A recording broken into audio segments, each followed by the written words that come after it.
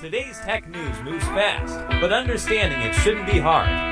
That's why Snarful Solutions Group brings you Connecting the Dots, where we break down what's happening in tech and why it matters to you. Now, let's dive in with your hosts. Welcome to Connecting the Dots, the show that extracts the knowledge you need to stay ahead. I'm Alex. And I'm Morgan. We are thrilled you're joining us this Wednesday, November 12th, 2025. Yeah, great to have you with us for another run through the tech stories that really matter. Absolutely. Now, weather-wise, Alex, it's pretty intense out east. Oh, definitely. If you're anywhere in the eastern two-thirds of the U.S. right now, bundle up.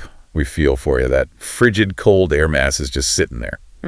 Record lows expected down into the southeast, even Florida. Yeah, and still getting that lake effect snow, around the Great Lakes and into New England. Winter has arrived, no doubt. It has, but thankfully the markets are showing a bit more warmth. Looking back at yesterday's close, Tuesday, November 11th, pretty solid day. Yeah, it was. The Dow Jones climbed 543.45 points. That's up 1.15%, closing near 47,927. Nice gain. And the S&P 500, it added 30.97 points, closing up at 6,846. Also positive. Right. And Bitcoin, still pushing. Still pushing hard this morning, actually. Up 1.69%. That's over $1,700, closing comfortably over $104,758. So yeah, the optimism seems to be holding. Good to see. Fantastic.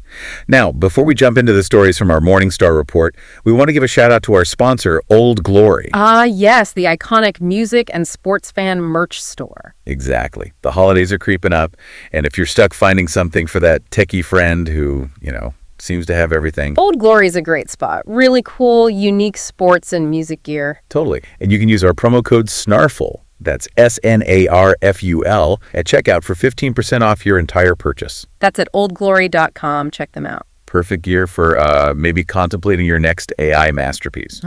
Could be. Which actually tees up our first story nicely. Yeah, let's frame today's conversation around this friction point, really, where human creativity and, massive machine scale collide. We're looking at how AI and tech are shifting the barriers, image editing, console wars, and even the music you listen to. Okay, so let's start with Google. They're rolling out some major upgrades to Google Photos. Yeah, this is pretty significant. They're integrating their powerful Nano Banana image editing model right into the app. Nano Banana. Okay. So what does that mean for, regular users? Well, it means that Help Me Edit feature. It's getting way smarter. You can now do really complex edits just by talking to it or typing conversational prompts. So instead of fiddling with sliders and tools. Exactly. You don't need the technical skill anymore. You basically treat the AI like a Photoshop expert sitting right there. So you could say. You could ask it, paint me as a Renaissance portrait, or restyle my image as a mosaic made by colorful tiles. Things like that. Wow. So it's actually generating parts of the image, not just applying a filter. Precisely. It's generative AI. It reconstructs the image based on your prompt using context and style. It really lowers the bar from technical skill to just communication, imagination. Okay, but there's a catch, right? I saw something about platforms. Yes. Important detail. Right now, the full power of Nano Banana, these really complex, stylized, generative edits that's only rolling out for Android users. Only Android. What about iOS? Well, iOS users in the US, they get the basic Help Me Edit with text and voice input, but it's limited. Yeah. It uses the native editor's tools, not the full generative power of Nano Banana. Why the split, you think? Is it a hardware thing? It seems like it. The sources suggest this advanced model needs specific, powerful Google processing, maybe on-device chips or specific server setups that are just optimized for Android right now. So Google's kind of leveraging its own ecosystem there. Definitely looks like it. It gives Android a pretty significant edge in mobile photo editing, at least for these advanced features. Interesting. So if you're making a lot of content on your phone, this could actually sway you towards Android. It really could. And this tech isn't staying just in photos. It's coming to Google Search via Lens and AI mode, and also Notebook LM. So conversational image creation is becoming like a standard utility. That's the direction, yeah. Okay, let's pivot now. From software creating things to the hardware we use to experience digital worlds, gaming consoles. Right. And there's some huge news from Sony about the PlayStation 5. Massive milestone. Sony just announced the PS5 has sold a grand total of 84.2 million units since it launched back in November 2020. 84.2 million. And that includes 3.9 million just in the last quarter. Okay, but here's the kicker. Get this. With 84.2 million units sold, the PS5 has now officially outsold every single Xbox console generation Microsoft has ever made. Oh, every single one. Original Xbox, 360, One, Series XS. All of them. All of them. Lifetime sales. It's a pretty stunning win for Sony in this round of the console wars. That really says something about their strategy, doesn't it? Especially keeping momentum this late in the console's life. It's almost 5 years old. It is. And sales are still actually growing slightly, 3.9 million this quarter compared to 3.8 million the same time last year. So what's the key difference then? Why is Sony pulling ahead so much in hardware sales? Well, the thinking is Sony is just consistently focused on those big blockbuster exclusive single-player games, things that make you buy the console. Right. Whereas Microsoft has really leaned into Game Pass. Exactly. Game Pass is more about the subscription, the service, getting it on PC, on cloud, broadening the platform reach, not necessarily just selling boxes. But is the war over then? I mean, Microsoft bought Activision Blizzard. They're playing a longer game, maybe. Is this just hardware noise before the ecosystem battle really heats up? That's the big question, isn't it? It's definitely the friction point. For now, though, Sony's hardware dominance is clear, and their financials look strong because of it. Yeah, they actually revised their gaming revenue forecast up, right? They did, up by 150 billion yen, that's nearly $1 billion US, to 4.47 trillion for the fiscal year.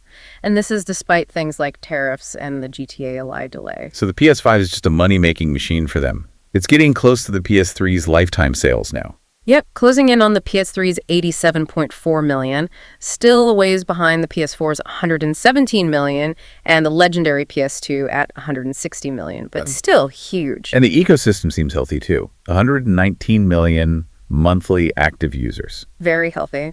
Okay, so from hardware success, let's move to something potentially more troubling, a potential crisis involving AI and music. Yeah.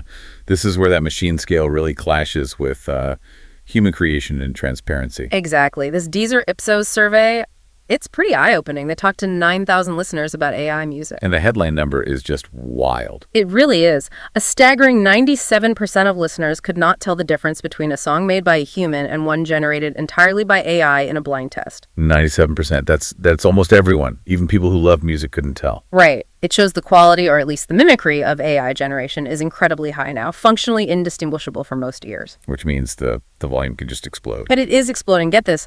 Deezer is now getting over 50,000 fully AI-generated tracks submitted every single day. 50,000 a day. Yep.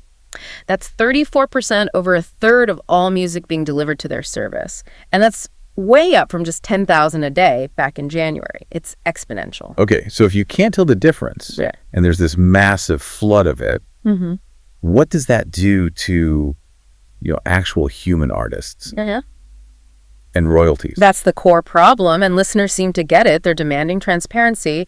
80% in the survey said AI music should be clearly labeled. Makes sense. And would they actually avoid it? Well, 73% want to know if AI tracks are being recommended to them by the algorithm, and 40% said they'd actually skip them if they knew. So there's a desire for authenticity there. What about the ethics? People are concerned. 70% believe AI music is a threat to artists' livelihoods. Yeah, I can see that. And 69% think AI tracks should get lower payouts than human-made music. Plus, 65% believe AI companies shouldn't be training their models on copyrighted music without permission. Right. The training data is a huge issue, too. Yeah. So what are platforms like Deezer actually doing about this flood? Well, Deezer seems to be taking it very seriously. They're using their own AI detection tools to identify this stuff. Oh. They're tagging the content as AI generated. And crucially, they're excluding these AI tracks from their own curated editorial playlists and also from the algorithmic recommendations. So they're trying to keep it from overwhelming human music discovery. Exactly. And they're also fighting fraud. They say up to 70%. 70% of the plays on these AI tracks look fraudulent, like bot streams. They filter those out before calculating royalties. Wow. So it's not just volume. It's potentially fake engagement trying to game the royalty system. Seems like it. It's a real battle over authenticity, discovery, and just, making sure actual human creators don't get drowned out or ripped off by low-effort machine noise. A tricky situation. Okay, before we wrap up today, just one more quick thank you to our other sponsor, Skony. Skony, premium golf shoes. That's right. If you're hitting the links and looking for top quality, comfortable, and honestly really stylish golf shoes, check out Skony. And again, you can use that promo code SNARFUL, SNARFUL, at checkout for 15% off your entire order. The website is scoseni.com. Definitely worth a look for the golfers out there. All right, so let's do a quick recap, connecting the dots on today's stories. What are the big takeaways? Okay, first up, Google's putting serious AI power, that Nano Banana model, into Google Photos. It makes complex image editing as easy as talking. But for now, that full power gives Android a significant advantage over iOS, changing the game for mobile creators potentially. Right. Second, the PlayStation 5 is an absolute beast. It's hit 84.2 million units sold. Officially outselling the lifetime total of every single Xbox console generation ever made. A huge hardware win for Sony's focus on big exclusive games. Yeah, massive milestone. And finally, that AI music situation is basically indistinguishable from human music. For almost everyone, 97% couldn't tell. And with tens of thousands of AI tracks flooding services daily, platforms like Deezer are scrambling to detect, label, and filter it to protect human artists and fight fraud.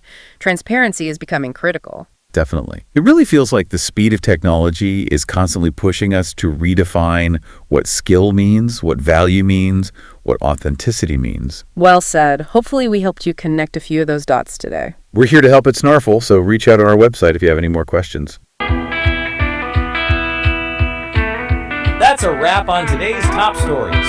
Remember, tech doesn't have to be complicated, and we're here to help connect the dots. If you've got questions or want to learn more, visit us at snarful.com. Thanks for listening, and we'll catch you next time.